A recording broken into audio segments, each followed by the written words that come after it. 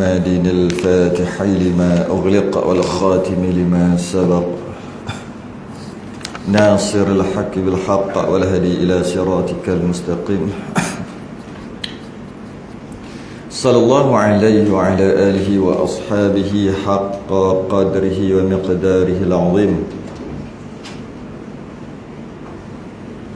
اللهم نور بالكتاب بصري وأطلق به لساني واشرح به صدري واستعمل به جسدي وحولي قوتك فإنه لا حول ولا قوة إلا بك سبحانك لا علم لنا إلا ما علمتنا إنك أنت العليم الحكيم ولا حول ولا قوة إلا بالله العلي العظيم. أما بعد الحمد لله, terafahkan kesyukuran pada malam ni dapat kita sambung kitab Minhajus Salam. Kita baru buka bulan lepas Muqaddimah, kita sambung pada malam ni. Kalau yang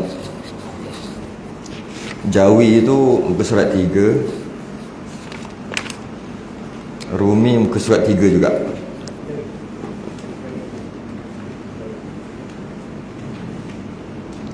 Kita berhenti dekat I'lam, ketahui olehmu. Kita berhenti kat situ.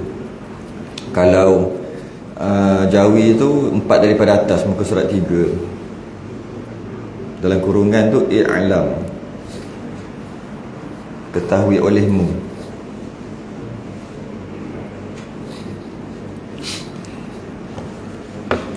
Yang mana sebelum ni kita bincang kaitan dengan muqaddimah je, daripada awal pengarang karang kitab, kemudian kenapa dia karang, sebab telah diminta oleh kita kata kawan-kawan dia lah, anak-anak murid dia. Kemudian dia pun karang lah, dan dia namakan kitab tu Minhajus Salam. Kemudian dia teruskan,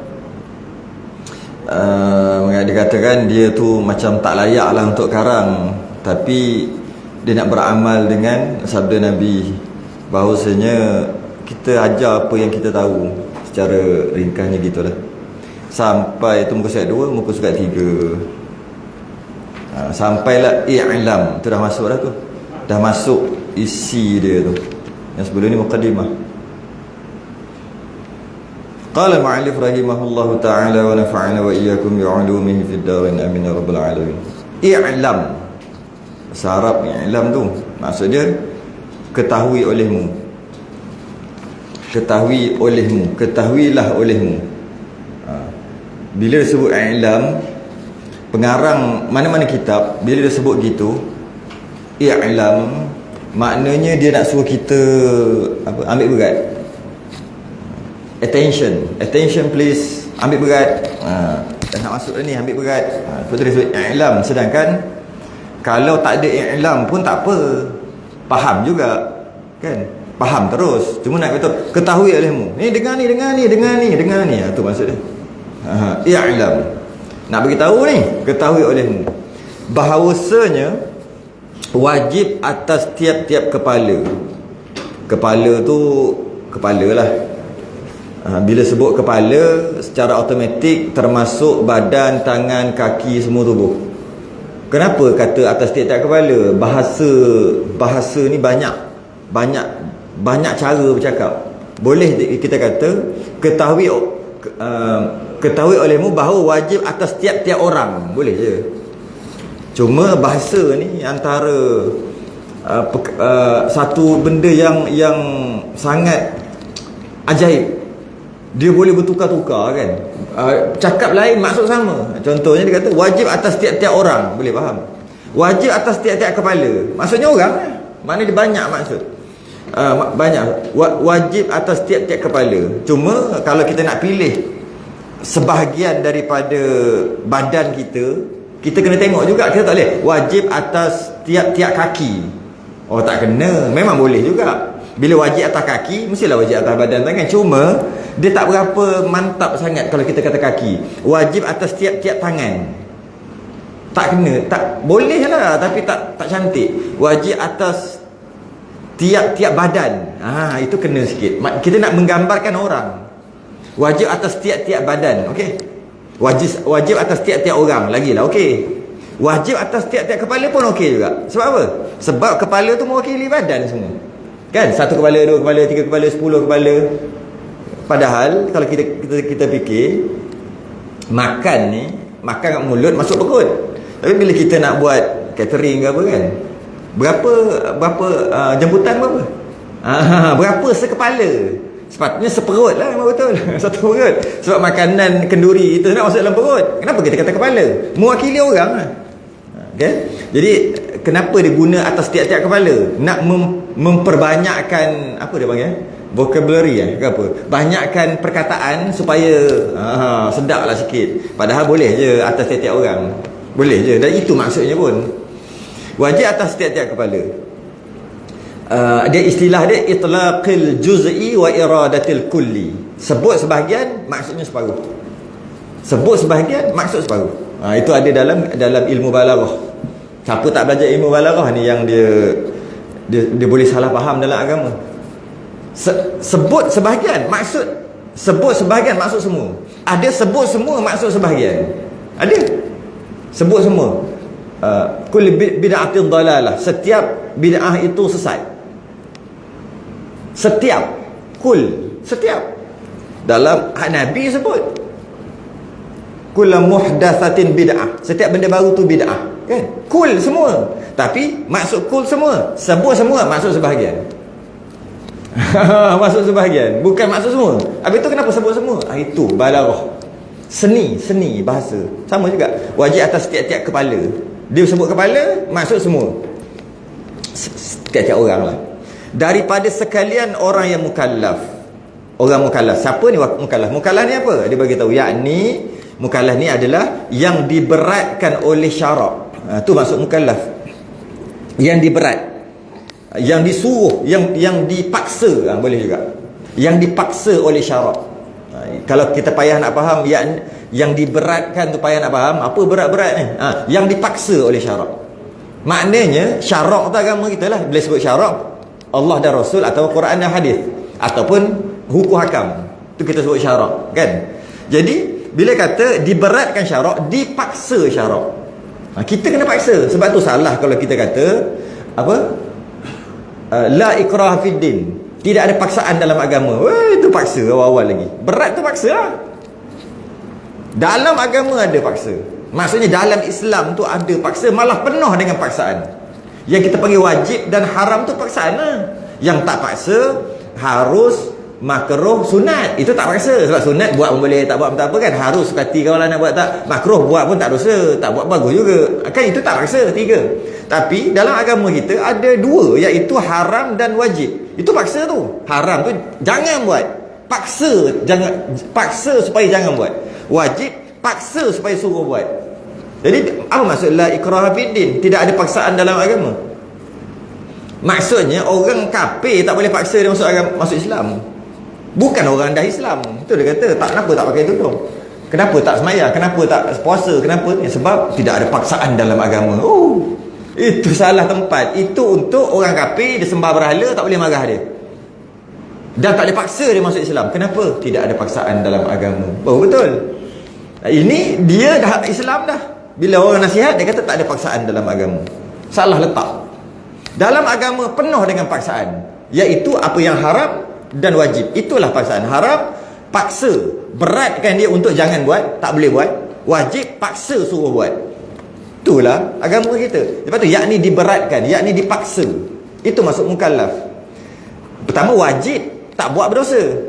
Itu wajib atas tiap-tiap orang. Lepas tu pula daripada mukallaf. Mukallaf ni apa? Yang dipaksa oleh syarak. Apa dia? Siapa ni? Lelaki dan perempuan. Tu masuk mukallaf. Lelaki dan perempuan. Orang ataupun jin. Lelaki dan perempuan. 1. Tu masuk mukallaf. Ada lagi? Merdeka dan sahaya. Sahaya tu hamba lah. Maksudnya sama ada dia merdeka ataupun dia hamba, dia tetap juga mukallaf. Dua-dua lah, 2 syarat mukallaf. Ada lagi, tapi dia sebut 2 je. Sebenarnya ada lagi. sebenarnya tambah lagi apa? Sejahtera panca indera. Sebelum tu baligh pun tak ada. Baligh maknanya kalau tak baligh, tak diberatkan, tak dipaksa. Budak tak baligh atas dirinya, tak dipaksa untuk sembahyang puasa semua tak paksa. Sebab dia tak baligh kan? Itu tak ada dalam kitab kita. Kena tambah tu mukallaf. Kemudian sejahtera panca indera. Boleh melihat atau boleh mendengar. Dua, atau ya, bukan dan. Boleh melihat atau boleh mendengar. Kalau dia boleh melihat dan boleh mendengar macam kita, mukallaf. Dipanggil sejahtera panca indera. Walaupun panca indera ni ada 5. Kan panca indera ni ada rasa lah, macam-macam lagi. Tapi dari segi mukallaf 2 je dia ambil, iaitu melihat dan mendengar. Jika melihat pun dapat, mendengar pun dapat, dia cukup syarat mukallaf. Ataupun melihat saja tapi pekak, tak dengar, mukallaf juga. Ataupun buta, tak nampak tapi mendengar, mukallaf. Ataupun dapat melihat, pekak, mukallaf. Kalau tengok pun tak nampak, maksudnya buta. Dengar pun tak boleh dengar, masuk pekak, dia tidak mukallaf. Dia tidak mukallaf. Dengan maksud dia ahli syurga. Ahli syurga tu. Sebab dengar pun tak boleh, maksudnya pekak. Tengok pun tak nampak. Jadi macam mana nak masuk ilmu ke apa dia? Macam mana input tu apa? Input. Nak masuk ke mana? Nak masuk agama, nak kenalkan, nak bagi tahu Allah itu Tuhan, nak bercerita pasal Rasul, nak cerita, nak ajar sembahyang, ke mana? Yang boleh masuk kan ada masuk dan keluar kan. Untuk masuk tu 2 je yang besar, iaitu dengan mata melihat, boleh masuk akal, fikir, masuk ke hati. Satu lagi telinga, dengar, okey faham, masuk. Jadi sebab tu orang yang buta dia dengar, orang yang buta dia boleh dengar, dan cara dia membaca tu dengan rasa gitu, rasa kan, baca gitu, baca tu braille kan. Kalau orang yang pekak tapi boleh nampak, cara dia berkomunikasi dengan apa, isyarat. Okay. Sedangkan kalau kita nak tengok, banyak lagi input selain daripada melihat dan mendengar. Boleh input dengan rasa, boleh. Masuk tak? Masuk tak dalam kepala dia? Okey, ni petak sikit. Dengan rasa boleh, tapi tak termasuk mukallaf. Walaupun dia boleh rasa, tapi tak mukallaf hanya melihat dan mendengar sahaja. Rasa tak? Rasa lidah boleh tak masuk maklumat kan? Macam mana nak masuk maklumat dalam kepala? Dengan panca indera. Sebab tu dia panca indera.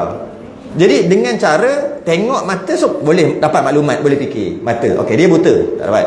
Dengar, dapat dengar gini, maka boleh masuk maklumat dalam kepala dan boleh proses. Dia pun pekak. 2 dah. Rasa, boleh. Rasa, begini, kasar, begini, boleh proses juga. Tapi tak kira, walaupun dia boleh, tak kira mukallaf. Dia hanya kira melihat dan mendengar saja. Lidah, letak kat lidah. Masin, manis, dia boleh dapat maklumat dengan letak kat lidah. Tetap tak kira juga. Maklumat itu tidak dikira. Input itu tidak dikira. Dia hanya kira mata, melihat dan mendengar sahaja. Dari segi mukallaf. Dari segi mukallaf. Okey. Apa yang wajib ni? Mukallaf yang kata lelaki, perempuan, merdeka, hamba, sejahtera panca indera. Satu lagi, sampai seru. Ini pun tak ada dalam kitab kita. Sampai seru. Sampai seru ni mukallaf juga. Dengan maksud kalau tak sampai seru, dia bukan mukallaf. Bila dia bukan mukallaf, dia tak dipaksa untuk sembahyang dan sebagainya. Walau jika dia tidak dipaksa dan dia tak buatlah sebab dia tak dipaksa, adakah dia masuk neraka? Tidak, dia masuk syurga. Kita panggil ahli fatrah. Satu lagi, sampai seru, itu juga mukallaf. Macam mana masuk sampai seru? Dia tak pernah dengar pun pasal Islam. Tak ada orang sampaikan kat dia pun pasal Islam. Dan dia tak tahu. Katalah dia dulu datang Malaysia, Jepun ke apa, duduk dalam hutan, dia tak tahu merdeka pun, dia tak tahu. Baru jumpa, terkeluar tengok, baru tahu merdeka. Contohlah buat cerita. Rupanya berketurunan duduk dalam hutan tu.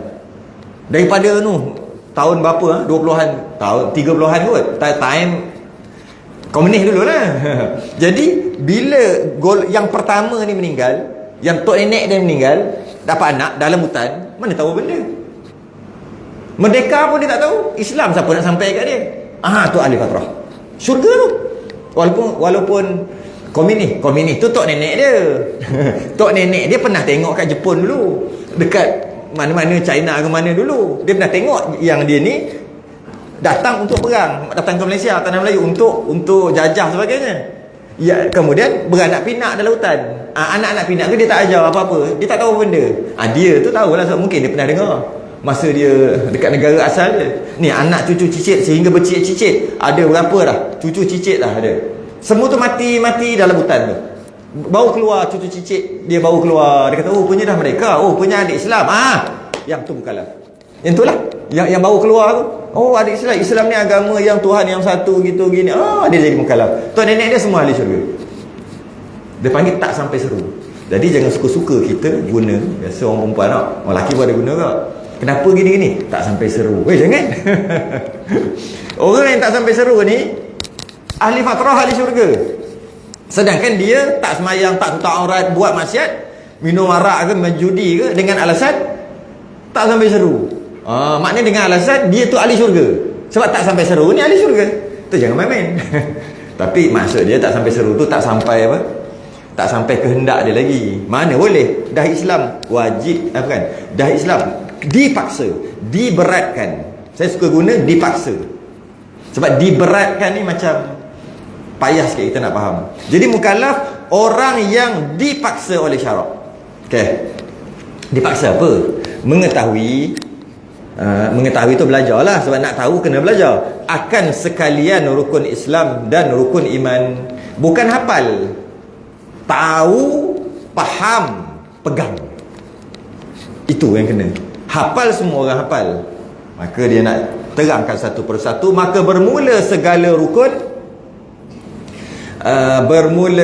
rukun Islam itu 5 perkara. Pertama, mengucap 2 kalimah syahadah. Kenapa mengucap? Maksud mengucap kena keluar kat lidah, kena keluar kat mulut, kena ada bunyi. Dia tak boleh baca dalam hati. Tak boleh. Macam semayang, Fatihah adalah rukun. Tak boleh baca dalam hati, tak sah. Dia kena bunyi. Sebab dia kena mengucap. Dia kena melafazkan. Sama juga mengucap adalah keluar kat lidah. Bunyi. Bunyi. Dengan maksud mengucap. Mengucap. Kemudian apa dia? 2 kalimah syahadah. 2 kalimah. 2 kalimah tu 2 perkataan lah. Kalimah tu kan perkataan. Syahadah tu apa? Syahadah tu penyaksian. Mati syahid, mati yang disaksikan oleh malaikat. Syahdan kan, syahid. Jadi 2 kalimah syahadah, 2 perkataan syahadah. Tukar sikit, 2 kali asyhadu. Sebab apa dia 2 kali asyhadu? Asyhadu an la ilaha illallah kan satu asyhadu. Asyhadu kan satu. Wa asyhadu anna Muhammadar Rasulullah satu lagi asyhadu. Jadi maksud 2 kalimah syahadah adalah 2 kali asyhadu. 2 kali asyhadu, 2 kali menyaksikan.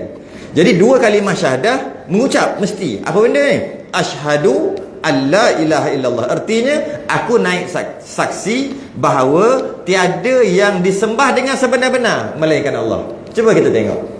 Kalau kita terjemah satu persatu, mana datang sebenar-benar? Mana?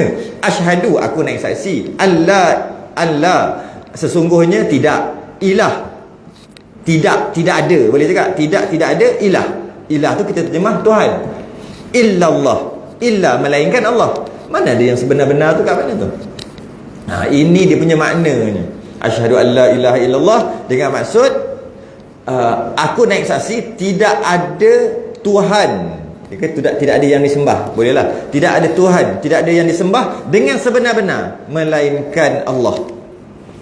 Itu dia punya makna. Kalau terjemahan dia bukan gitu kan. Aku naik saksi sesungguhnya tiada ilah atau tukar Tuhan, tiada Tuhan melainkan Allah.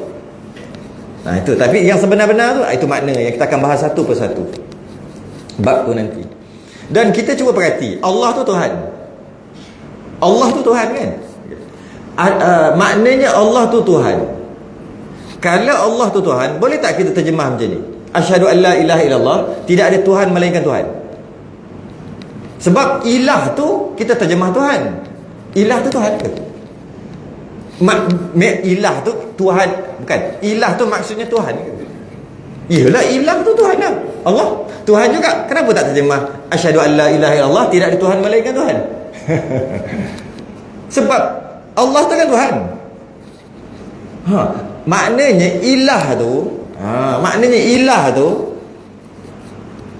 Tuhan. Tapi bukan boleh kita kata Tuhan aja. Maksud ilah adalah ma'budun bihaqqin, yang berhak disembah dengan sebenar-benar. Tu dia keluar kat situ. Jadi asyhadu alla ilaha illallah, tidak ada Tuhan, sebenarnya macam ni, tidak ada ilah melainkan Allah. Cuma bila kita terjemahkan Tuhan, automatik Melayu punya Tuhan banyak kan. Melayu tu bahasa. Bukan Tuhan Melayu, Tuhan bahasa Melayu yang dinamakan Tuhan tu banyak. Tuhan orang kafir, Tuhan itu, Tuhan berhala, macam-macam Tuhan ada. Jadi ilah ni sebenarnya tak sesuai letak Tuhan. Sebab Tuhan tu banyak dari segi bahasa Melayu. Jadi tidak ada ilah melainkan Allah. Ilah tu apa? Ma'budun bihaqqin, yang disembah dengan sebenar-benar. Maksudnya sembahan tu sebenar-benar. Sembah tu pula Tuhan yang sebenar-benar Tuhan. Bukan Tuhan dakwaan, Tuhan yang sebenar. Jadi kalau kita kata berhala Tuhan sebenar, tak. Jadi kita nak tolak, sebab dia kata nak tolak ni, asyhadu alla ilah, aku naik saksi tidak ada Tuhan. Kalau kita bahasa tidak ada Tuhan, tidak ada ilah, ataupun tidak ada Tuhan yang berhak disembah dengan sebenar-benar. Ilah tu panjang maksud dia. Tidak ada Tuhan yang berhak disembah dengan sebenar-benar melainkan Allah. Kita nak tolak ni, sebab asyhadu alla ilah, kita nak tolak ni adalah Tuhan yang berhak disembah dengan sebenar-benar. Tu yang kita nak tolak sekarang ni. Sebab asyhadu, tidak ada, la ilaha, tidak ada Tuhan yang berhak disembah dengan sebenar-benar. Lepas tu baru melainkan Allah. Sekarang nak tolak ni dulu, adakah kita nak tolak Tuhan berhala? Tidak. Adakah kita nak tolak Tuhan Jesus Kristus? Orang Kristian tu kata Nabi Isa tu Tuhan. Kita nak tolak yang tu ke? Tidak. Sebab kita dah tahu hujungnya, keputusannya illallah, Allah tu yang Tuhan. Kita dah tahu itu, kita nak bagi tu Tuhan yang sebenar, Allah Tuhan yang sebenar. Itu keputusan. Cuma nak tolak dulu, sebab la ilaha, tidak ada Tuhan. Tidak tu kan tolak. Tak ada Tuhan, tak ada Tuhan, tak ada Tuhan, tak ada Tuhan melainkan Allah. Itu keputusan kita. Kita nak tolak ni, tolak mana? Ramai orang faham, dia pergi tolak berhala. Tak payah tolak berhala, sebab ilah tu bukan Tuhan. Ilah tu Tuhan yang berhak disembah dengan sebenar-benar. Ataupun bahasa lain, Tuhan yang macam Allah. Bahasa lain. Maknanya kalau ada Tuhan macam Allah, jadi dua lah pula. Tak adalah, cuma nak tolak aja. Sebenarnya yang kita tolak ni tak ada. Yang nak tolak asyhadu alla ilah ni tak ada benda nak tolak. Sebab ada ke kita nak tolak Tuhan yang macam Allah? Mana ada? Sebab tu kita tolak, bukan kita tolak berhala, bukan kita tolak Tuhan orang kafir, Hindu, Buddha. Bukan kita tolak yang itu, sebab itu bukan Tuhan. Itu bukan ilah. Itu bukan. Jadi tak payah tolak. Dia rebah sendiri dah. Sebab dia bukan Tuhan. Dia batu, dia orang. Mungkin dia tu malaikat, kalau ada yang mana-mana agama yang menganggap malaikat tu Tuhan lah. Dia tu makhluk. Dia tu bukan Tuhan, yang malah dia tidak malah benda Tuhan yang didakwa tadi tidak berhak disembah. Tak berhak. Tapi orang dakwa, orang sembah juga. Jadi yang kita nak tolak bukan gitu. Bukan itu. Kerana kita tak perlu tolak Tuhan orang kafir, sebab itu bukan Tuhan. Tak perlu tolak. Yang kita nak tolak ilah Tuhan yang macam Allah. Ada ke tak? Tak ada. Sebenarnya kita tolak perkara yang tak ada. Nak bagi tu kuatnya, double-nya kita ni. Kita nak kata Allah ni Tuhan dua kali. Double. Tolak Tuhan yang macam Allah. Kerana Tuhan yang sebenar Allah. Tapi macam Allah tak ada. Jangan salah faham, tolak berhala. Silap. Jangan tolak berhala. Sebab berhala tu bukan Tuhan. Bukan ilah. Sebab tu la ilaha. Tidak ada ilah. Ma'budun bihaqqin. Terjemahannya, tidak ada yang disembah dengan sebenar-benar. Kita nak tolak Tuhan yang seperti Allah, dengan kekuasaannya, dengan kehendaknya, dengan ilmunya. Itu kita nak tolak. Kerana kita nak kata Allah adalah Tuhan sebenar, kita nak tolak macam Allah. Mana ada? Kalau tidak, Tuhan ada dua lah. Tak ada. Jadi kita tolak yang tak ada. Nak bagi tahu Allah tu Tuhan sungguh-sungguh sampai dua kali. Ganda dua. Kalau kita tolak Tuhan-Tuhan yang lain, seolah-olah kita mengiktiraf itu Tuhan. Kita tahu itu berhala yang besar dekat batu kek tu, itu Tuhan. Tapi Tuhan tu tak power, Allah lagi power. Kita iktiraf juga dia Tuhan. Mana boleh iktiraf tu bukan Tuhan tu batu. Kita juga iktiraf Tuhan-Tuhan yang lain lah, yang agama-agama lain yang kata macam-macam. Mereka kata ini Tuhan, ni Tuhan. Semua tu Tuhan. Tapi dalam banyak-banyak Tuhan semua satu dunia ni, Allah paling kuat sekali. Oh gitu pula kita tolak. Bukan kita tolak gitu. Bukan. Kita tak tolak. Mereka kita tak tolak. Sebab apa yang mereka sembah itu cuma dakwaan sahaja. Itu bukan Tuhan, itu bukan ilah. Maka tak layak untuk kita bandingkan dengan Allah, sebab Allah Tuhan yang sebenar-benar. Itu yang pertama. Yang kedua, aku nak saksi bahawa tiada yang disembah, tiada Tuhan yang disembah dengan sebenar-benar melainkan Allah. Wa anna Muhammadar Rasulullah, dan bahawasanya Nabi Muhammad itu pesuruh Allah, bukan Tuhan. Bukan Tuhan. Nabi itu bukan Tuhan. Nabi itu pesuruh, suruhan. Bila pesuruh, dia adalah makhluk, dia adalah Allah cipta, dia adalah hamba, dia bukan Tuhan. Itu nombor satu. Sebab kita tak nak jadi macam kaum Nasrani, angkat Nabi dia sampai jadi Tuhan. Kita tak mau gitu. Sebab tu dalam syahadah kita pun ada Nabi itu pesuruh, pesuruh Allah, Rasul. Itu yang pertama. Dan yang kedua, mendirikan sembahyang 5 waktu. Itu rukun Islam, mendiri sembahyang 5 waktu. Pada mazhab Syafi'i, mazhab Maliki, mazhab Hambali 5 waktu: Zuhur, Asar, Maghrib, Isyak, Subuh. Itu yang wajib, yang fardu. Pada mazhab Hanafi 6, tambah satu lagi witir. Tapi witir bukan martabat fardu, dia martabat wajib sahaja. Itu mazhab Hanafi 6 yang wajib. Mazhab Hanafi 6 wajib, bukan 5. Cuma 5 fardu, 1 wajib. Itu mazhab Hanafi, dia lain sikit. Dia wajib dengan fardu dia berbeza sikit. Kita mazhab kita, fardu tu lah, wajib tu lah. Cuma ada sedikit perbezaan dalam masalah haji kan. Haji fardu lain, wajib lain. Yang ketiga, memberi zakat. Bila sebut zakat, zakat fitrah, termasuk juga zakat harta. Itu adalah rukun Islam. Yang ketiga. Yang keempat, puasa bulan Ramadan. Puasa bulan Ramadan itu juga rukun Islam. Yang kelima, naik haji ke Baitullah Al-Haram, jika kuasa berjalan kepadanya. Jika mampu, maka wajib dipaksa untuk buat haji dekat Mekah sanalah, dekat Kaabah sana, dekat Masjidil Haram. Dipaksa untuk puasa Ramadan, dipaksa untuk bayar zakat, dipaksa untuk sembahyang. Dipaksa sebab apa? Diberatkan. Memang kena paksa. Berkaitan dengan rukun Islam, diambil daripada hadis Jibril, hadis yang masyhur. An Umar radhiyallahu anhu qala bainama nahnu julusun 'inda Rasulillah sallallahu alaihi wasallam. Pada satu hari, kata Sayyidina Umar, kami duduk sama-sama Nabi dalam satu halaqah. Zata yaumin, pada satu hari, idza tala alaina, tiba-tiba datang kepada kami rajulun, seorang lelaki, syadidu bayadus thiyabi, warna putih melepak dia punya baju, syadidu sawadi sya'ri, hitam apa? Hitam dia punya rambut.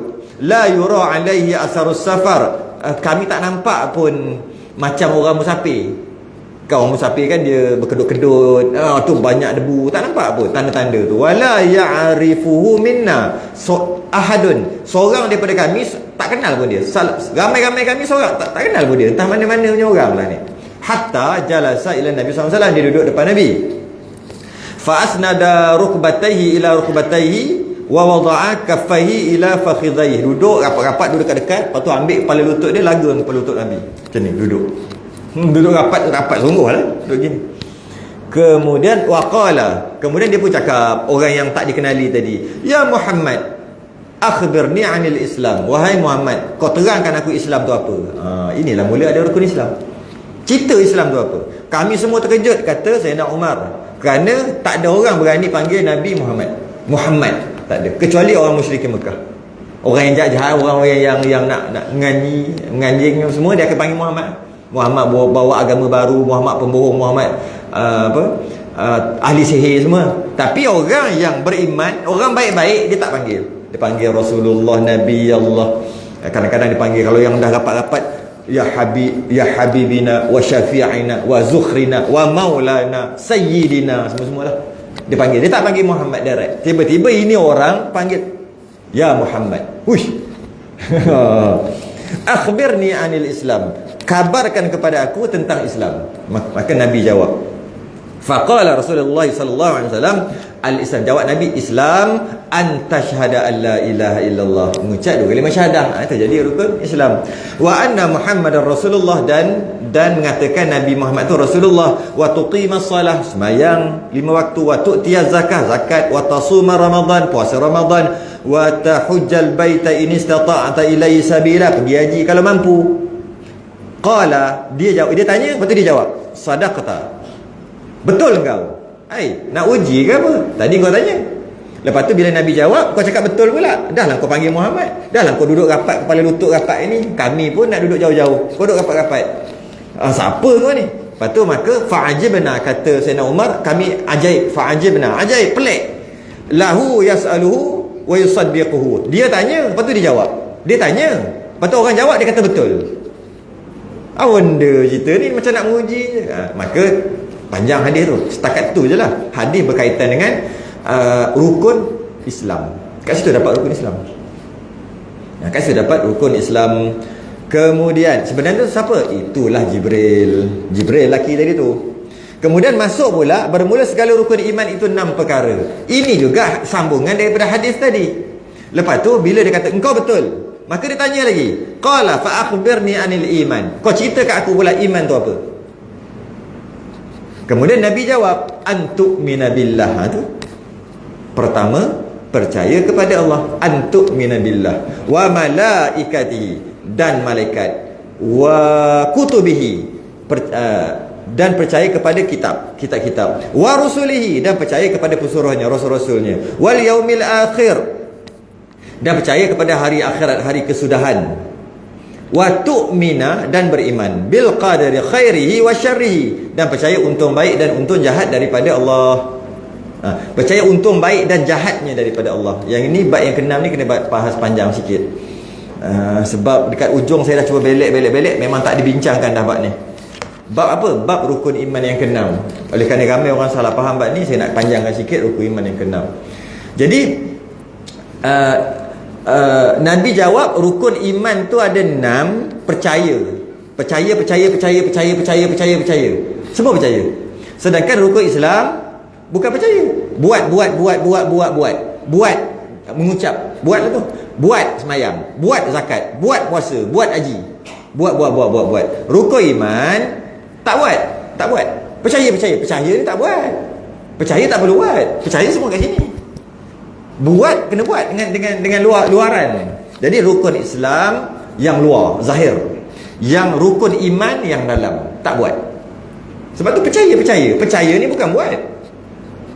Percaya tanpa buat. Cuma dalam hati aja. Cuma dia panggil pegangan. Dan kalau kita tengok tadi, saya baca hadis tadi, apabila Jibril tanya fa akhbirni anil iman, kau terangkan dekat aku tentang iman, Nabi jawab antu'mina billah, engkau beriman kepada Allah. Nampak? Antu'mina, beriman, billah, pada Allah. Lepas tu wa malaikatihi, dan malaikat. Macam mana kita nak beriman dengan Allah? Kita nak beriman dengan Allah, kita kena belajar. Kita tak boleh beriman dengan Allah beriman aja gitu, tak boleh. Tak sah iman kita. Allah tu ada. Beriman, percaya pada Allah, percaya. Apa dalilnya, apa buktinya? Terangkan sikit, tak reti. Sebab apa tak reti? Sebab dia tak pernah belajar. Memang tak boleh. Maka ramai orang dia percaya pada Allah sebab takut kafir. Tak boleh gitu. Tak sah iman kita. Kita kena percaya dekat Allah dengan kita berfikir, atau bahasa lain, kena ada dalil. Kena ada sebab musabab. Kenapa kita kata Allah tu Tuhan dan kita percaya pada Allah? Kita tak boleh kata percaya. Ya ke percaya Allah? Allah ada. Aku beriman dengan Allah, Allah ada. Ya, apa dalilnya, apa buktinya? Cerita sikit. Tak adalah aku percaya. Sebenarnya dia takut kafir. Kalau dia kata dia tak percaya, kan kafir. Maka dia kata dia percaya kerana takut kafir. Tak jadi. Dia kena percaya ni, dia kena percaya sungguh. Dengan lepas kita fikir, aku percaya. Bukan percaya bodoh gitu. Dia panggil percaya bodoh. Percaya. Tak boleh, tak jadi. Tak sah iman kita. Tak boleh. Percaya macam kita percaya bodoh ke hantu. Panggil percaya bodoh kan? Orang sini panggil percaya bodoh. Percaya bodoh-bodoh kan?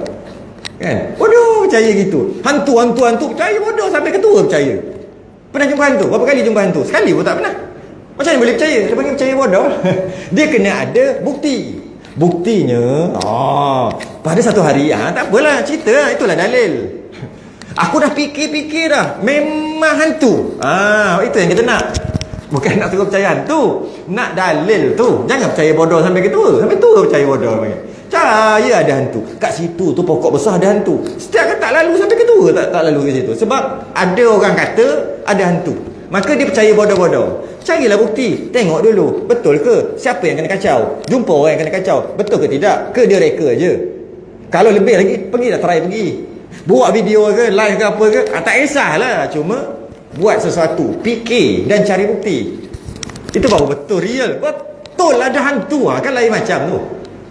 Kenapa? Orang cakap. Bukan orang cakap, aku sendiri.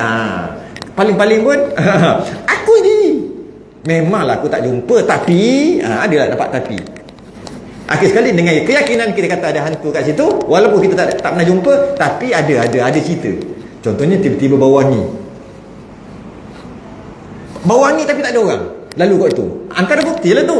Tak pernah jumpa pun, bau wangi je. Cari-cari tak ada bunga, tak ada tapi bau wangi. Lepas tu bau busuk. Sebab hantu ni bau busuk, tak bau wangi. Mula wangi, lepas tu bau busuk. Busuk bangkai, cari tak ada. Tu antara bukti. Begitulah kita nak percaya pada Allah. Kena ada bukti tadi. Kita tak boleh jumpa, tak boleh tengok, macam hantu juga. Tapi dia ada bukti-bukti dia. Bukti dia akan sebut nanti. Alam ni lah. Tengok. Wa fi anfusikum afala tubsirun. Diri kamu tengok, kamu percaya ada Allah. Quran. Dalam Quran sebut. Wa fi anfusikum. Diri kamu afala tubsirun. Tak pakai otak ke untuk fikir. Tengok badan. Allah ada. Bukan Allah kat sini. Allah ada. Dengan tengok badan. Tengok kuku. Allah. Tengok rambut. Allah. Tengok anak. Allah.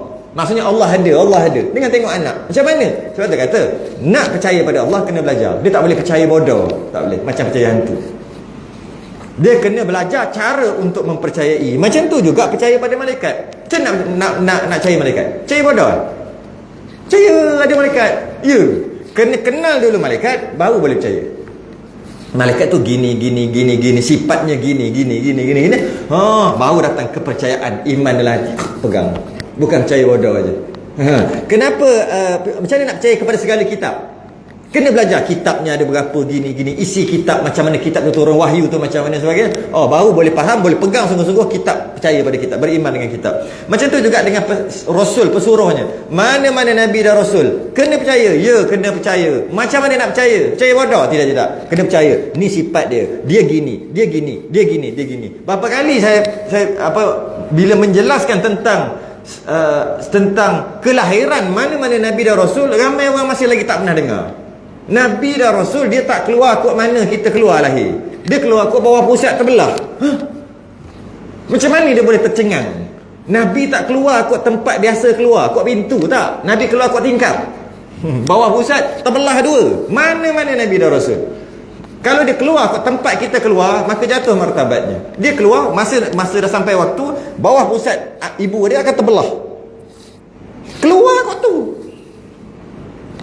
Lepas tu keluar ada yang bersin, nabi yang bersin, alhamdulillah, nabi kita. Tak sama. Kenapa jadi pelik gitu? Kata percaya kepada rasul. Macam mana kau boleh percaya pada rasul? Kelahiran nabi pun kau tak reti macam mana dia keluar. Kau ingat keluar macam kita duk keluar. Push. Duk gitu. Tak ada push-pushnya mana-mana nabi dan rasul. Tak ada push-pushnya. Dia keluar. Kadang keluar dengan cahaya sekali. Keluarnya tanpa sakit apa-apa. Tak. Relax aja keluar. Mana-mana nabi dan rasul. Sebab dia tak sama dengan kita. Dia nak terima wahyu. Tak sama. Tiba-tiba bila kita cerita benda yang agak pelik gitu, macam tak pernah dengar. Kita jadi soal balik. Macam mana rukun iman yang keempat dia kata dia percaya pada rasul, sedangkan kelahiran rasul pun dia tak reti macam mana? Maknanya dia percaya bodoh. Percaya rasul ada berapa? Rasul ada 313. Okey. Nabi ada keseluruhan ada nabi ada 124 ribu. Ya, percaya. Gitu aja. Tak belajar sifat-sifatnya. Dia tu siddiq, cakap benar. Tabligh, menyampaikan. Itu semua akan ada nanti. Fatanah, cerdik. Sifat-sifat dia macam mana? Itu yang boleh kita kata nabi lebih kurang macam kita je. Bila kita tak faham sifat-sifat nabi. Dan kerana kita macam mana kita boleh percaya kepada Rasul pun tak tahulah. Sedangkan kita boleh letak Nabi tu, mana-mana Nabi lah. Macam kita juga dah. Kat cerita pasal Nabi Ibrahim, tengok bintang, ini ikut Tuhan. Kan? Biasa kan? Kita bilang, tak mungkin Tuhan. Tiba-tiba bulan pula, ini ikut. Akhir sekali dia ingat Nabi Ibrahim memang macam tu. Itu hujah Nabi Ibrahim dekat umat dia. Bukan Nabi Ibrahim tak tahu, tak jumpa Tuhan. Tak jumpa Tuhan, tak tahu Tuhan. Tengok-tengok, ni ikut Tuhan. Tak. Nabi ni cerdik patonah. Cerdik, dia ada irhas. Sejak kecil lagi dah ada mukjizat-mukjizat. Ataupun kita panggil irhas. Macam mana boleh beriman dengan segala pesuruhnya, rukun iman yang keempat, sedangkan tak kenal pun Rasul? Tu panggil percaya bodoh. Percaya bodoh gitu. Percaya. Tak boleh. Rasul kena percaya. Kena percaya dan kena belajar untuk mempercayai. Macam mana kita belajar untuk mempercayai adanya hantu raya? Kita belajar. Ada hantu galah sebab dia tinggi. Itu bukti kita. Jadi ya. Sebab dia tinggi gitu. Bila dia tinggi gitu, hantu galah, hantu apa? Mambang air. Sebab apa? Dia dalam air, dia boleh keluar. Jadi kita bohong cerita nak bagi tahu ada bukti untuk percaya, bukan percaya bodoh. Percaya bodoh kita memang kena tipu lah. Jangan lalu kat tu ada hantu, jangan lalu kat tu ada hantu, jangan semua tak lalu tempat sebab takut. Percaya bodoh. Kita akan cari juga bukti-bukti baru kita takut. Saya kiaskan. Begitu juga dalam yang lain-lain. Percaya akan segala pesuruhnya Rasul. Kena belajar cara untuk percaya macam mana nak percaya Rasul. Orang berapa ramai yang baca surah Duha, wa wajadaka dhallam fahada. Sampai baru ni semalam duk dengar lagi, ada lagi dalam orang hantar. Dia duk menafsirkan surah wa wajadaka, kami melihat kamu ya Muhammad dhal, sesat. Dhal kan sesat kan, waladdallin kan sesat tu. Wa wajadaka, kami melihat engkau ya Muhammad dhal, sesat, fahada, kami beri hidayah. Maknanya Nabi kita itu khas untuk Nabi kita. Sebelum dia jadi wahyu, dia jadi tersesat macam tak ada Tuhan, tak kenal Tuhan. Tak. Nabi kita lahir-lahir dah alhamdulillah. Lahir-lahir. Ada riwayat kata lahir-lahir sujud. Ada kata riwayat lahir-lahir dah sunat. Dah pelik awal-awal. Dalam perut dah pelik dah. Cara lahir dah pelik dah. Tiba-tiba lahir-lahir tak kenal Tuhan, sesat. Bila sesat sebab apa? Surah Duha sendiri, Quran tu. Dia tafsir ikut suka dia. Wa wajadaka, kami melihat engkau dhal, sesat, fahada, kami beri hidayah padamu ya Muhammad. Maknanya Nabi kita sebelum dia jadi Rasul tu dia sesat dulu, dhal. Gitu pula faham. Tak kenal Rasul. Ayat Quran memang bunyi gitu, tapi penafsirannya ikut suka hati. Yang ketiga, yang keempat, yang kelima, percaya kepada hari kesudahan. Sama juga akhirat kita kena belajar percaya ada hari kebangkitan. Kita akan kekal. Kita ni kekal tau, selama-lamanya kita ni. Allah kekal, kita juga kekal. Kalau kita tak kekal, syau'ah, buat dosa pun tak ada balasan. Kita kekal yang masalahnya. Masalah apa lepas? Yalah, maksud kekal kita tak sama kekal Allah. Pastinya kekal Allah, kekal yang bersifat ketuhanan, kekal yang baqa', yang original, yang hakiki, real punya kekal. Kekal yang tak terputus-putus, kekal yang sesungguh-sungguhnya kekal, hakiki. Kekal kita, kekal yang dikekalkan. Allah kekalkan kita, maka kita kekal. Kita juga kekal. Bezanya Allah kekal hakiki, kekal sebenar. Kita kekal tak sebenar, dengan maksud kita tak kekal, tapi Allah kekalkan kita, kita jadi kekal. Maka secara umumnya kita dan Allah sama-sama kekal. Bezanya Allah Tuhan yang kekal, yang kekal memang sifatnya kekal. Kita Allah kekalkan. Sebab tu kita akan masuk syurga. Orang yang maksiat akan masuk neraka dan kekal selama-lamanya kan. Kalau tak kekal, ataupun kalau kita ni tidak kekal, lepas mati ni habis gitu aja, apa benda ni hari kesudahan. Yang percaya kepada hari kesudahan dengan mempercayai kita ni kekal. Kekal kita berputus-putus. Mula-mula tak ada, lepas tu Allah cipta ada, lepas tu tak ada, mati nanti. Kalau tak mati pun kiamat, mati dah juga. Lepas tu ada balik kan. Lepas ada balik tu mati balik tak? Lepas ada balik kat kiamat, tak mati dah kan. Yang mati balik, yang hancur balik binatang. Binatang yang ada hal lah. Binatang yang dulu, binatang kibas ni tanduk panjang. Dia tengok kibas ni jantan juga, tanduk pendek. Dia tanduk. Lari yang ni. Dekat kiamat nanti, akhirat nanti, Allah bangkitkan balik, hidupkan balik. Yang kecil ni jadi besar, tanduk dia balik berapa kali dia tanduk, lepas tu habis. Maknanya dia akan dibangkitkan juga, tapi lepas tu habis, tak kekal. Ataupun kita duduk apa, seksa kucing.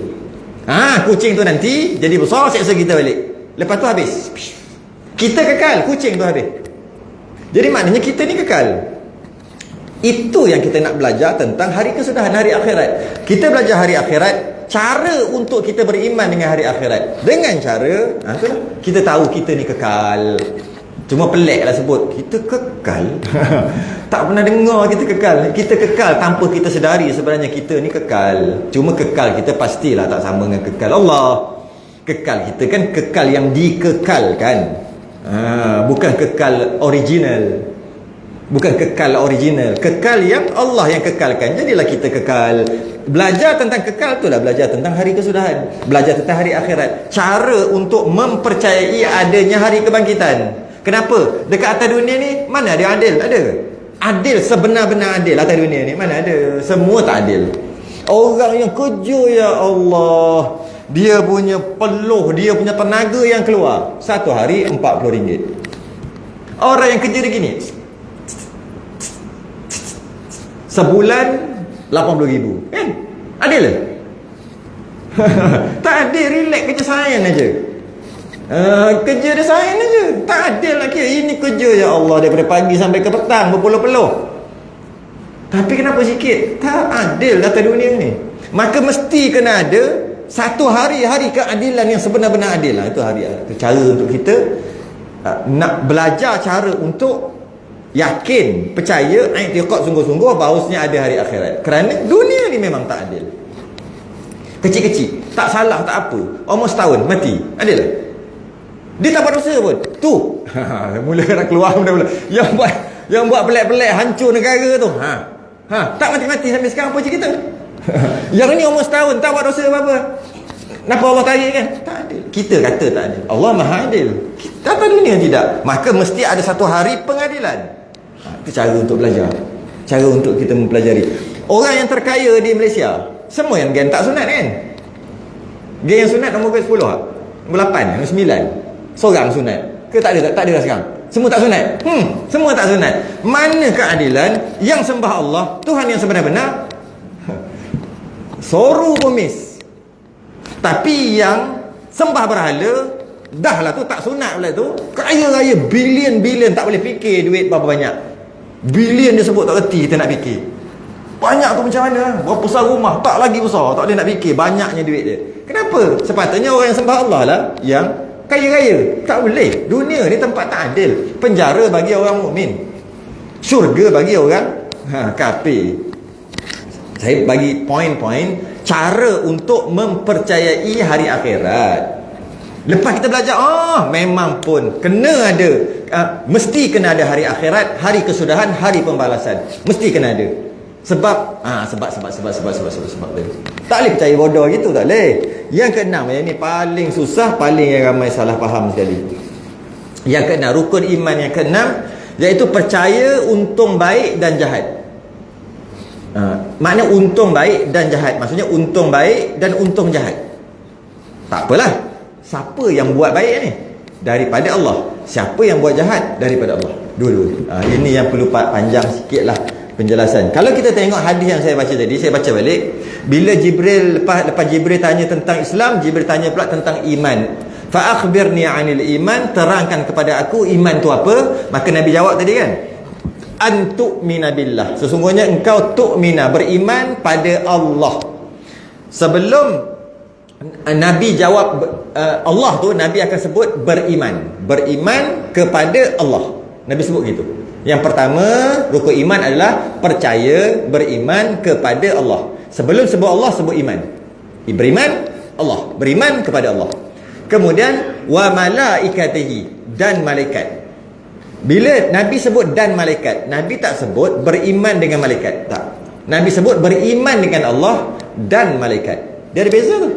Beriman dengan Allah, beriman dengan malaikat, beriman dengan kitab, beriman dengan Rasul. Itu lain. Setiap kali satu nak bagi tahu, Nabi akan sebut beriman. Tapi tak. Dalam bab ni, dalam hadis ni Nabi sebut kan, beriman pada Allah, sebut beriman. Kemudian dan malaikat, tak sebut dah beriman. Dan aja, dan malaikat. Dan wa kutubihi, dan kitab. Tak sebut beriman lah. Beriman sebut awal-awal je. Tapi kita dapat faham bila ada dan tu beriman jugalah. Sebab tu guna dan kan.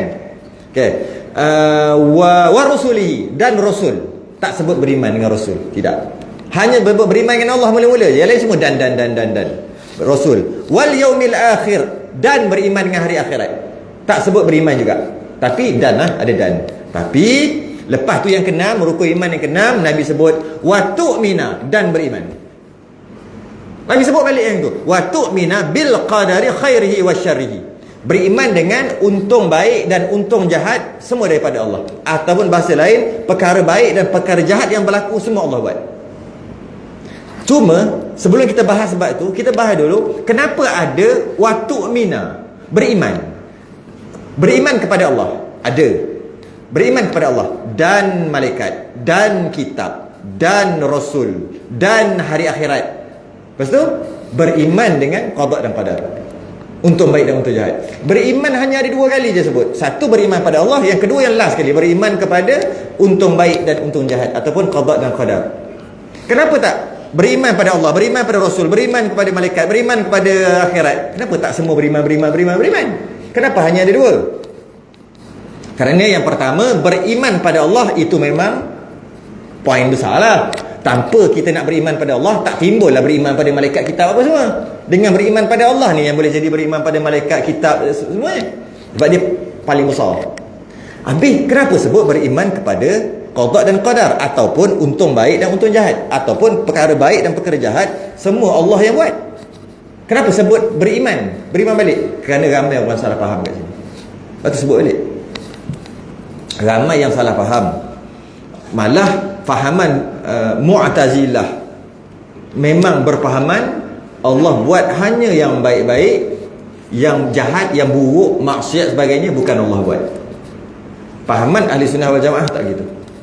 Baik pun Allah buat, buruk pun Allah buat. Allah buat tu maksud apa? Bila kita sebut Allah buat, maksudnya Allah nak. Dia panggil iradah. Allah nak lah baru jadi. Boleh tak? Cuba kita fikir satu benda. Allah tak nak tapi jadi juga. Logik tak?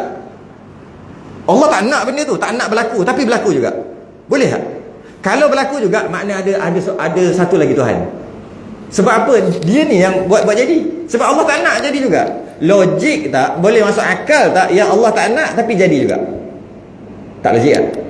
Kalau kita kata logik, maknanya mesti ada satu lagi Tuhan.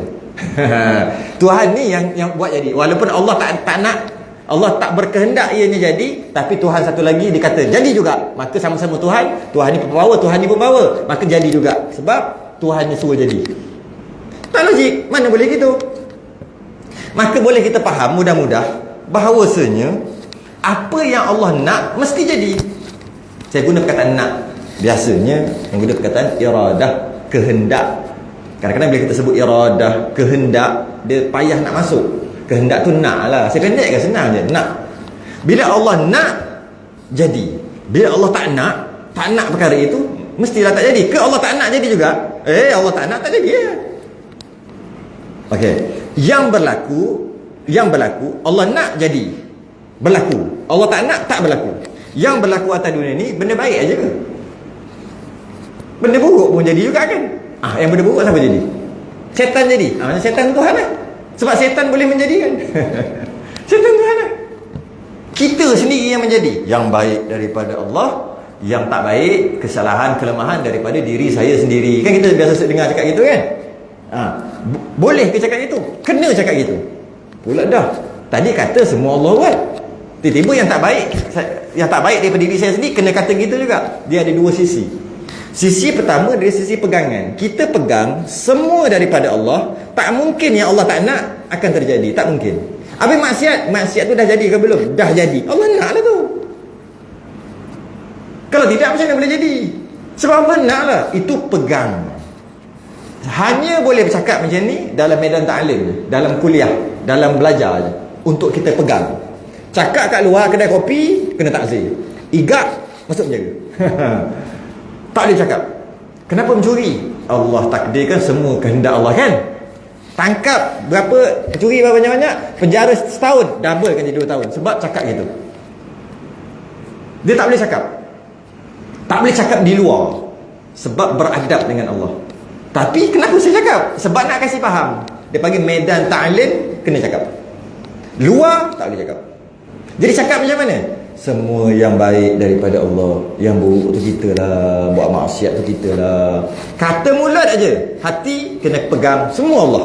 Mana boleh kita boleh buat sendiri benda maksiat? Kalau kita boleh buat, Allah tak nak benda maksiat tu jadi. Kita buat juga. Maka kita Tuhan lah maknanya. Kita boleh buat walaupun Allah tak nak. Kita boleh lawan Allah lagi lah. Allah tu Tuhan dah. Kita ni Tuhan tak apa kuat sangat. Sebab tu kita boleh buat apa yang kita nak. Tapi tak jadi semua. Jadi gitu pula. Tidak. Apa saja yang berlaku, kita biasa baca fi kulli lamhatin wa nafasin adadama wasi'ahu ilmullah. Kelip mata kita, semua kehendak Allah. Kelip mata kita, apa? Debu berterbangan, semua, setiap debu, semua dalam ilmu Allah. Kehendak Allah, perbuatan Allah. Semua, baik ataupun buruk, itu kena pegang sungguh-sungguh. Wallahu khalaqakum wa ma ta'malun. Allah mencipta kamu dan Allah cipta apa yang kamu buat. Ayat Quran tu. Allah cipta kamu dan Allah cipta apa yang kamu buat. Inilah keluar satu istilah, makhluk tak bagi bekas. Kalau orang dulu cakap kainat tak bagi bekas. Kainat ni kalau setengah orang tak bisa dengar, tukarlah kainat tu makhluk pun boleh juga. Kainat tak bagi bekas, kainat tak bagi bekas. Orang tua-tua dulu ngapau benda ni. Kita tak mendengar benda kainat pula ni. Makhluk tak memberi bekas. Hanya Allah yang memberi bekas. Betul. Keluar daripada rukun iman yang ke-6 tadi kan. Makhluk langsung tak memberi bekas, hanya Allah je memberi bekas. Jadi kita kena pegang dekat akidah kita bahawasanya semua semua daripada Allah. Baik atau buruk semua daripada Allah. Itu yang kita pegang. Tak mungkin Allah tak nak benda tu jadi tapi jadi juga. Tak mungkin. Tak mungkin. Dan yang terjadi benda baik dan benda tak baik, yang telah terjadi benda baik dan benda tak baik, itu semua adalah kehendak Allah nak jadi begitu dalam ilmu Allah dan kudrah Allah, kekuasaan Allah yang menyebabkan jadi yang itu. Okey, satu. Jadi boleh kita kata apa guna Allah suruh buat, Allah tak bagi buat tapi jadi juga. Allah kata jangan berzina, tapi berzina tu berlaku juga perzinaan dan kita kena pegang Allah yang mentakdirkan. Tapi Allah sendiri tak bagi buat. Dia macam bertentangan kan? Macam mana tu? Macam mana jadi tu? Macam perkara ini, kita kena faham betul-betul. Kita hamba. Apabila kita hamba, kita kena ikut Tuan kita. Kalau Tuan kita suruh gali, kita gali. Tuan suruh kita kambuh, kita kambuh. Walaupun bagi kita tak macam apa-apa. Tadi suruh gali, lepas dah gali suruh kambuh balik. Boleh tak hamba cakap gitu? Tak boleh. Hamba kena ikut aja Tuhannya. Kita ni hamba. Memang kita ada usaha ikhtiar. Kita ada tak usaha ikhtiar? Dalam bab ni insya-Allah kita akan bahas bab qudrah dan iradah Allah termasuk ilmu Allah. Akan bahas panjang. Cuma kita ada 3 kewajipan. Allah suruh kita buat 3 perkara. Dah pukul 9 tengok 3 perkara. Yang pertama, kita kena berpegang bahawasanya semua daripada Allah. Rukun iman yang ke-6, benda baik dan buruk semua daripada Allah. Allah yang nak jadi dan itu semua kudrah Allah dan dalam ilmu Allah. Itu yang pertama. Pegang. Dan yang kedua, Allah juga suruh kita berhukum dengan syariat zahir, iaitu jangan buat ini, jangan buat ini, jangan buat ini, mesti buat yang ini. Itu juga suruhan Allah. Yang ketiga dengan syariat batin, redha, sabar bila kita buat tak jadi. Redha, sabar, tawakal, ikhlas, syukur. Itu 3 perintah Allah. 3. Yang pertama, pegang semua kejadian semua daripada Allah. Pegang. Bila pegang dalam hati, pegang. Dah pegang? Okey. Ada tak? Tu je tak? Ada suruhan kedua, iaitu beramal dengan syariat zahir. Yang ni tak boleh buat. Ini haram. Ini jangan buat. Berzina jangan. Curi jangan. Itu jangan. Ini wajib. Ini wajib. Itu suruhan Allah juga. Yang kedua, dengan hati pula. Kalau kita buat apa tak jadi ke apa, sabar. Kalau kita dapat nikmat, syukur. Tu dalam juga, dalam. 3. Jadi kita tak boleh katalah kalau macam tu boleh lagi berzina. Tak boleh. Sebab Allah suruh kita buat 3 perkara. Pertama, pegang. Yang kedua, buat yang disuruh, tinggal yang dilarang. Yang ketiga, hati, syukur, tawaduk, semua-semua yang benda hati tu. 3. Jadi kalau kita tak boleh katalah aku curi ayam sebab Allah takdirkan. Tak boleh. Allah kata jangan curi ayam. Ya? Ya.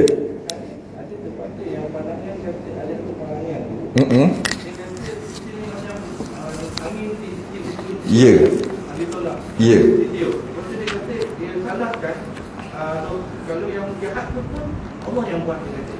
Ya. Itu pegangan. Cakap kat mulut kan sebut awal-awal tadi tak boleh. Ke kau datang? Awal-awal dah cakap tak boleh. Cakap di luar. Dia cuma kita kena pegang saja gitu. Pandangan mengatakan bahawa salahkan, sebab tu kata bukan salahkan Allah. Cakap pun tak boleh. Kan kata tadi di luar kita tak boleh kata aku buat ni kerana Allah dah takdirkan. Tak boleh. Kena takzir sebut tadi. Kalau sepatutnya kena hukum setahun jadi 2 tahun. Tak boleh. Habis yang saya cakap ni ini untuk pegang kat hati je, bukan untuk cakap. Cakap mesti kata semua yang baik daripada Allah, semua yang buruk pada saya sendiri. Kalau macam tu teruklah kita. Memanglah kita teruk. Kita hamba kan. Kita tak ada nilai. Tak ada nilai lah. Ke kita ada nilai? Tak ada nilai lah kita ni. Tak boleh kita sebut di luar dengan maksud macam menyalahkan lah. Habis tadi tu tak salahkan. Tak. Cuba sebab saya sebut cuba jawab soalan ni. Kalau benda buruk tu bukan Allah yang buat, Allah yang nak, siapa yang nak? Jawab yang tu dulu. Kata-katalah, oh yang ini Allah tak bagi buat ni, tapi benda ni jadi benda maksiat. Okey, nak kata siapa yang nak ianya terjadi? Nak kata bukan Allah.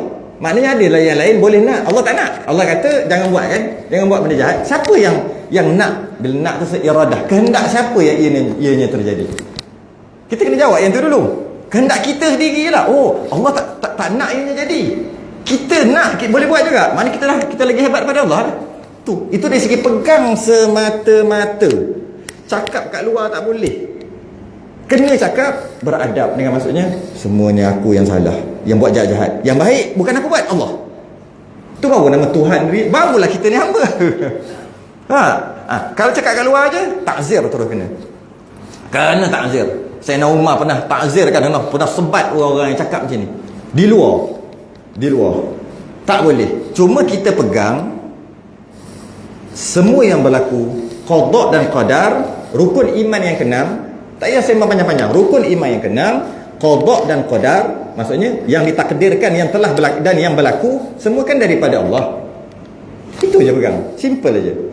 Okeylah. Tahu tak kita baca kunut, kita ada baca doa. Yang mana kita baca doa mengelakkan, kita tak minta Allah elakkan. Apa kita baca? Waqini. Ya Allah, peliharalah aku bi rahmatika, dengan rahmatmu ya Allah. Syarrama. Apa syarrama? Kejahatan, kemaksiat, qadait yang telah engkau takdirkan ke atas aku. Kita baca kunut tiap hari.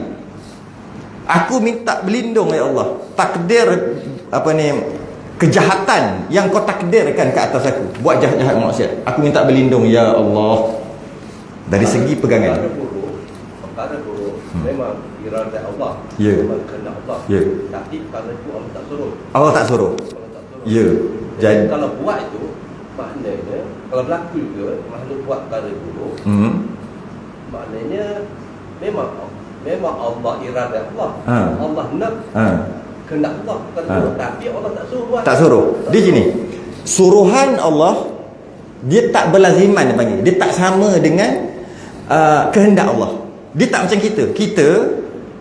Kita nak, kita suruh, yang itu kita nak. Allah tidak. Dia panggil kehendak Allah tidak berlaziman dengan suruhan Allah. Allah suruh gini, tapi kehendak Allah tak semestinya berlaziman, tak mestinya sama. Itu kita. Ada satu kaedah lagi tu. Kalau biasa mengaji tauhid, dia akan dengar ayat tu biasa. Kehendak Allah dan suruhan Allah tidak berlaziman. Cuma kita nak faham berlaziman tu, ataupun tak semestinya sama. Gitulah kot. Tak semestinya sama. Kehendak Allah dan suruhan Allah. Allah kata jangan buat, tapi Allah takdirkan. Jadi kita ni macam tikus makmal lah, macam yang ada jalan tu dah tahu dah nak pergi ke situ. letak ke sini. Akhirnya memang keluar kot tu. Allah takdirkan dah keluar kot tu. Corner lah kot mana pun. Yang jalan tu kan. Itu. Ada juga orang kata tajalli daripada Allah. Ada kata kita ni macam apa? Wayang kulit. Yang digerakkan semuanya yang duk atas ni. Yang duk atas ni gerak ni. Jadi bab ni sebab tu saya kena tegang. InsyaAllah kita akan bahas bab ni dalam qudrah dan iradah. Qudrah dan iradah Allah. Sebab bimbang takut dia akan jadi qadariyah ataupun jabariyah. Bimbang ke situ pula. Semua kita buat kita aja. Ataupun semua Allah aja. Tak nak juga. Tak nak juga pahaman Mu'tazilah. Kita duduk tengah-tengah. Pahaman kita pahaman yang terbaik. Kita duduk kat tengah-tengah. Jadi kalau kita rasa pening-pening, cuma fikir satu perkara. Satu perkara yang sebut tadi. Jika yang berlaku ni apa yang berlaku ni, yang benda buruk-buruk, kalau bukan kehendak Allah, kehendak siapa? Kita fikir itu je dulu. Kalau bukan Allah nak dia jadi, siapa? Tu je. Takkan jumpa je. Sebab siapa lagi boleh nak dia jadi? Mestilah Allah nak. Kat situ. Jadi kita dapat pegang kat situ. Yang lain tu slow-slow dia akan cegah. Yang lain-lain. Yang lain-lain tu.